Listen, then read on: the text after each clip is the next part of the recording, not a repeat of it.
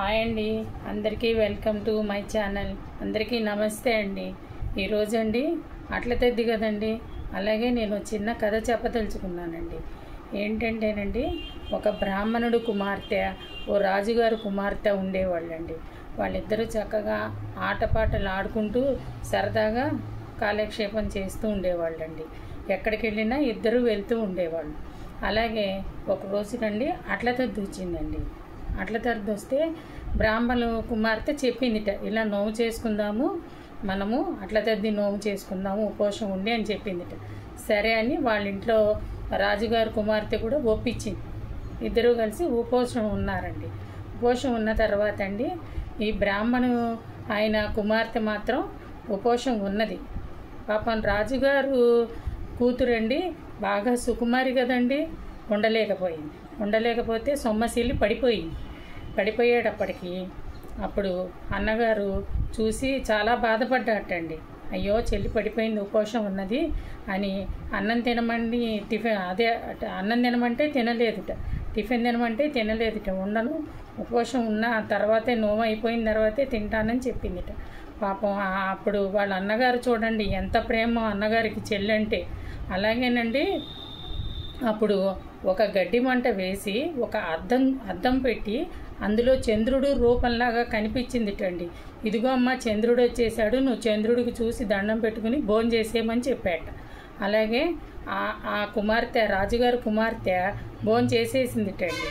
చేసేసిన తర్వాత ఈ బ్రాహ్మణ ఆయన కూతురు మాత్రం చక్కగా ఉపవాసం ఉండి పూజ చేసుకుని సాయంత్రం చంద్రుడికి అక్షంతలు వేసుకుని వాయనం ఇచ్చుకుని అప్పుడు నిదానంగా దండం పెట్టుకుని అన్నం తిన్నదిటండి.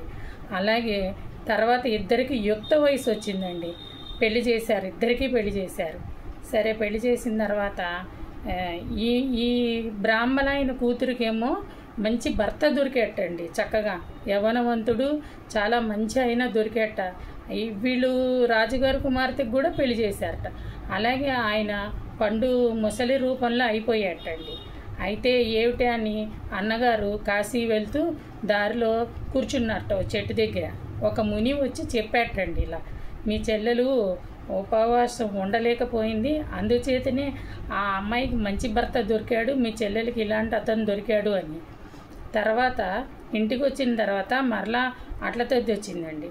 అట్ల తెద్ది వచ్చిన తర్వాత ఆ చెల్లెలతో నోము పట్టించి చక్కగా యథావిధిగా ఉపవాసం ఉండి అట్టే పెట్టి అన్నీ చేసుకున్న తర్వాత అండి మళ్ళీ ఆ ముసలాయన చూశారండి యవ్వనవంతుడుగా అయిపోయాటండి.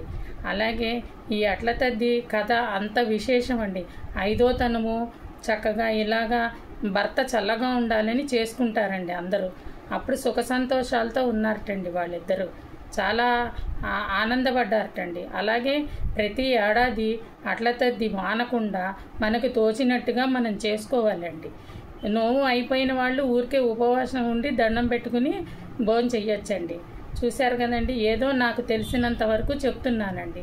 ఏదైనా తెలియంది ఏదైనా చూసి మీరు సర్దుకోండి. అలాగే నా వీడియో కనుక నచ్చితే లైక్ చేయండి, షేర్ చేయండి, సబ్స్క్రైబర్ చేయండి. థ్యాంక్ యూ అండి, ధన్యవాదాలండి మీ అందరికీ.